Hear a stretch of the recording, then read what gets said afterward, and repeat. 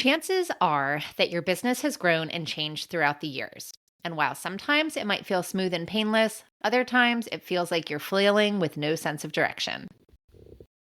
We're talking about when it's time to pivot in your business and how you can pivot without panic, plus sharing some personal pivots we've made and are making this year. Being an online business owner is full of ups and downs. Some days you can't imagine going back to your 9 to 5, and other days you want to burn your whole business to the ground. We get it.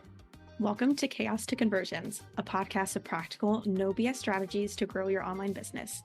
Each week we're chatting about launching, copywriting, mindset, and more, so you can make sense of the chaos and do more of what works. Join the conversation and let's grow together. All right, welcome back to Chaos to Conversions. Today we are talking all about how to pivot your business, how to handle a pivot. I feel like Branda and I have actually been texting recently about all of these burn it down style Instagram posts and things that we've seen on Threads. So we figured let's chat about it. So I feel like for me, and also some of my clients have experienced or like dealt with pivots before, there are some different ways that you can kind of recognize how you might be feeling and thinking about maybe it is time to make a pivot. So if you find yourself avoiding creating content for particular offers, or even if things are feeling kind of out of alignment, even though it kind of also seems like stuff is working, those could be a couple of different signs that you might be ready for a pivot. Sometimes your whole, there's not just one pivot, I guess is what I'm trying to say. So it could have to do with your offer. It might have to do with your business model in general. I know Brandon and I have both created not all of these things, but either memberships or group programs, or from courses that we previously had, and we've just made those little switches. So a pivot is general in the sense that it's just you might be doing something differently than you had been before. Yeah, I agree. I think we've both kind of had different pivots in our business, small ones, maybe, but even and we'll kind of talk about this a bit more later in the episode, but I mean, where we started in our business and to where we are now, I guess you could technically consider that a pretty big pivot, but it's kind of been just slow transitions over time. And I think for me, a lot of the things that moments when I recognize it's time for a pivot is when I'm not feeling that joy or energy about doing that thing in my business anymore. Maybe again, I have a course or something. I've never had a course, but if I did and I was not loving it anymore and I never wanted to promote it, then yeah, probably not something I should be doing. Or if I'm feeling a lot of dread every time someone books a certain type of project, then probably shouldn't do that. It was actually a period of time where I felt that way every time I booked a blogging project. And I think it's because I was just doing so many of them that I was ugh, I do not want to write another blog. And nowadays, yeah, really another one. But now it's a bit, I don't have as many blogs as I do every month. So I don't mind them now. So anyways, things can kind of shift and change, right? Depending on the season that we're in or how overworked we are and all those kinds of things. Another sign that it's time for a pivot is if you keep tweaking the same thing instead of just creating a new offer. So maybe you're trying to figure out, how do I make this better for me? How am I going to make myself like this thing? So you keep tweaking it, hoping you're going to find that place, but you never quite land to where you do really enjoy it. If your audience has changed, and maybe so have you, that's definitely a moment for a pivot. And I think the other thing to kind of think of when you're is it maybe pivot moment, is if you keep reminding yourself, I should be grateful. I should be grateful for the clients I have. I should be grateful for the members I bring in. I should be grateful that I'm selling and making money. But really, deep down, it's not that you're not grateful, but you're just not having a good time. You feel stuck. You feel kind of almost trapped by this business that you've created. Probably a sign it's time for a pivot. Okay, so let's talk about the difference between willy-nilly flailing around with your business and then actually making a conscious decision to pivot and change some things up. So how I would define the difference between flailing would be you might be changing things constantly. You're not really giving a lot of thought. And this isn't, I think we've all flailed in our business from time to time, for sure. Nothing wrong with a good flail. Sometimes it helps to create the more like conscious decision to pivot later. But flailing is more like changing things around with like no clear goal, just trying different sort of ideas that you think might work. I've seen some of my clients do some pretty impulsive things like hire several different people to basically do the same thing. And they're just like trying out different kind of strategies, but like without really implementing anything that the different like contractors that they're hiring are, bringing to the table, like just kind of bouncing from one thing to the next or creating like offer after offer after offer or freebie after freebie after freebie without actually taking any time to implement and like put in the actual work and time, because these things take time, to see if their new offer or freebie or what have you is actually like working before they decide it's not and then go to change it. I've seen that quite a bit with a few different clients that I have worked with, some long-term and some short-term. But when you change your mind incredibly often without putting and giving what you might think to be a pivot, the actual time to do anything, to actually like give it the time it deserves, it can end up really doing a disservice to your business. Whereas if you're thinking about making an actual strategic change, you know that Brand and I are big fans of data. So thinking about like what your market research is telling you, thinking about what the actual numbers from things like your sales page, your landing pages, things like that are telling you, and what your audience like wants, making the conscious decision to actually pivot your business in a different direction, whether that's like a different offer or a different container for your offer, perhaps, or perhaps slowly pivoting to more of like a different audience. Pivots are, I just think the moral of the story is pivots aren't fast, no matter if you want it to be fast. Sorry for the bad news there. Yeah, I think we all want it to go way faster than it really does. Actually, there's a gal I met in a mastermind, like, gosh, maybe almost like a year and a half, 2 years ago at this point, and we still meet like once a month to go over data together. And she was kind of undergoing different pivots in her business, and that was something we talked about recently. Like she was trying to pivot to a new audience, and she's like, it was not as quick as I thought it was going to be. And I think all of us kind of have really unrealistic timelines sometimes with things, because especially when people really know you for something. And if you're really making a big change in that audience or offer, that can be really hard to do. And we know that pivots can come with like emotional weight too, right? Like having to say goodbye to something that you've spent so much time building, or having to let go of an audience that you've spent so much time cultivating. Even if you're not fully letting go, like not focusing on that thing anymore, can be really hard. So there's a couple kind of things that we kind of thought of that you might want to check in with yourself as you're going through this pivot, and some things are coming up that you're like, am I making the right decision? Should I really be doing this? Right? I think those kinds of questions and thoughts are normal. So the first thing is just like to get curious and not panicked, and like revisit your why. Like, why are you doing this? Why are you making this change? Why are you making this move? If you are coming from that place of the strategic pivot rather than the panic, there probably is a very valid reason. Again, maybe you're not finding joy in the offer that you had anymore. Maybe your life has changed a lot. You've entered a new season and you just don't have time for the way that you were doing things previously in your business. Another thing is that kind of step 2 here, or another thing you can look at, is really auditing what's still working and what's got to go. So get clear on what you're not bringing with you. And again, I think it's really easy because we carry that emotional weight of like, oh, well, maybe I'll keep the membership and I just won't promote it as much, or I'll do this and, I'll kind of just make some adjustments. But really, if it's just not working, why are you bringing it with you? So again, bless and release, what is the Marie Kondo saying that's like, thank it for its service and let it go kind of thing, right?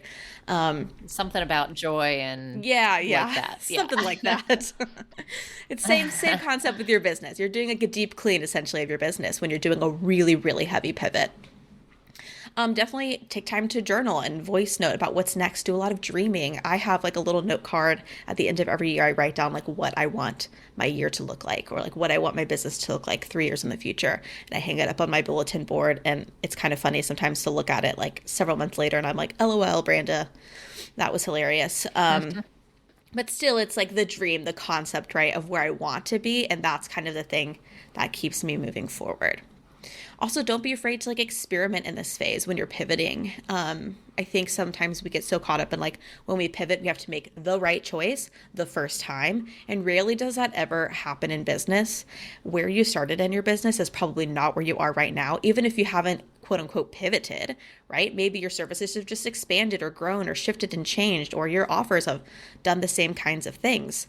So that's going to happen too whenever you're pivoting. You're going to have to experiment. You're going to have to do some beta offers. You're going to have to talk with people and test out different services and different products. And some of them might work and some of them might not. And that's totally fine. And kind of the last thing that we recommend doing in this phase of pivoting, if you're feeling the heaviness of this and wondering again, why the heck am I trudging through and putting all this effort in? It's easy to ghost people because you're feeling a lot of heaviness on your side. And I think there's a lot of self-doubt that comes up where you're like, I'm confusing people. People are not going to want to work with me. People aren't going to want to buy from me because I'm not being clear.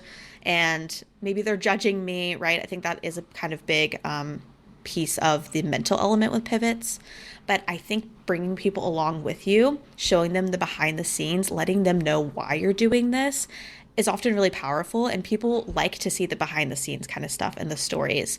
I've been even like following a gal right now who's like literally dismantling her business. She's actually going back to the corporate world, but it's been so like interesting to just see her like make this huge change and really big shift. And so the same thing happens when people are changing services or changing offers. It's really fun to see the behind the scenes element of that and how they ended up where they end up. Okay, so some examples, and when Branda was talking at the end there about like some people who have gone through pivots back to like from freelancer style, like back to corporate, I had a couple people in mind that I was thinking about. And I mean, people go back to quote regular 9 to 5 jobs for all sorts of, different reasons, personal reasons or like preferences. So I was thinking about some of the things that I have kind of pivoted with like slowly. And I guess maybe some of them you could even consider to be like forced. Like I no longer promote my online business manager retainer services. I've worked with all of my clients now for over 2 years next month. Well, when this is coming out, it'll be over 2 years, but I've worked with all of my retainer clients for over 2 years. And one even we're on like our 4th year actually. And so I don't have any more room in my life or schedule for any more like retainer clients in that way, which has caused me to create the group program, the Launch Reno, which, helps people to launch their online courses, memberships, and group programs. So, and that also, I guess, is kind of a pivot as well, because I used to help more in a one-on-one style capacity where I would basically be on people's teams for 3 months leading up to and through their launch, but I couldn't help as many people. And one summer, I guess it was, 2 or 3 years ago now, maybe 2023 or 2022. I can't even remember, but Branda remembers because I had like 5 one-on-one launch clients, and it was not the best life choice that I have ever made. So I, because of time capacity and I mean, just in total transparency, like I miss being off all summer. That was one of the better parts of teaching. I think anyone who's a former teacher, knows that. That's not to say that like other parts of teaching weren't great too, but I mean, let's be real. Summers having the whole month of July off and like not really having to do much, that was a big benefit. Yeah, I've enjoyed watching Melanie's pivot to this like group kind of coaching program that's been really fun. And she's like a rock star at it. I'm jealous of how good she is with launch things. All my good launch ideas come from Melanie. Thanks, too. If anyone ever wants to know. But for me, this year has been, the biggest pivot is really just been transitioning to, okay, well, I'm going to be with a newborn at the end of this year. And to be quite honest, I don't really know exactly what that pivot will look like for me. I actually had a conversation in the DMs the other day with Janice. She's teacher Janice VA on Instagram. And I was I was asking like, oh, should I do like a new website kind of stuff? And she messaged me and she was like, don't. She's like, hold off, because you really just don't know what life's going to look like post baby. And she was giving me like a great pep talk. And I was like, you're actually very right about that, because I don't know. And I feel like this weird feeling in me right now where like I have been kind of craving a bit of a pivot, not a huge one, but something small in my business where it's like, I feel like I don't know if I just need to shift how I'm marketing or who I'm marketing to, but there's just something in me that's like itching for a bit of a change. But it would be really stupid of me to make that change now, not knowing what my life is going to look like when I have a newborn at home and how much capacity and how much time I have. And Janice was saying, like, you're going to have a lot of like late nights with a newborn and you're going to have a lot of time to think and you might have a lot of ideas come to you. And like, I have heard that from several business owners who have taken time off where they're like, you just get weirdly creative in this time because you're not forced to work. So I'm just trying to go into it with an open mind, knowing that I may want to change things up, maybe not, who knows.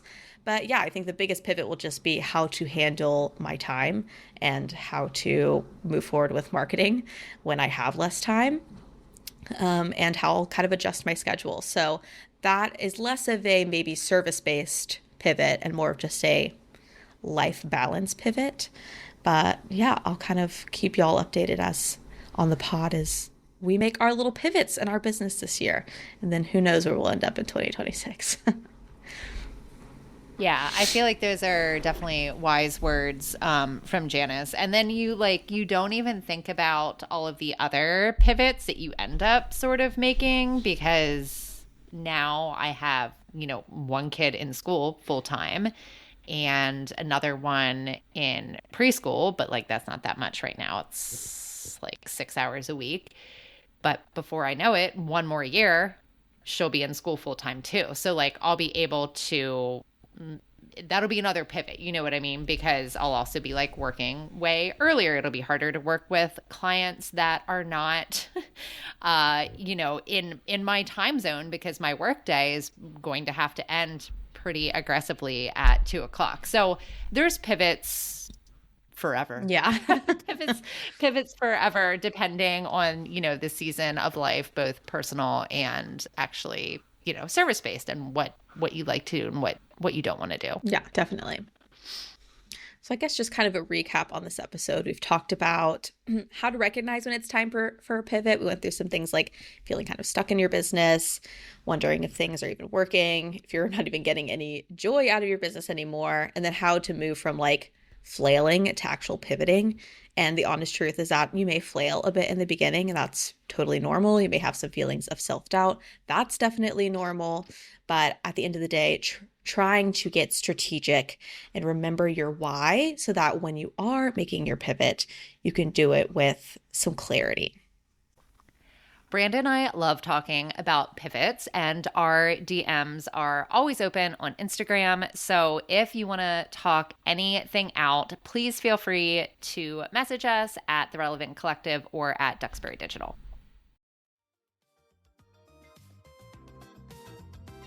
Thanks so much for joining our conversation today. If you enjoyed this episode, please head to your listening app and leave a quick rating and review. If you're on Instagram, share this episode and tag us at Duxbury Digital and at The Relevant Collective. We'd love to hear from you. We'll meet you back here next Tuesday for more practical strategies to take your business from chaos to conversions.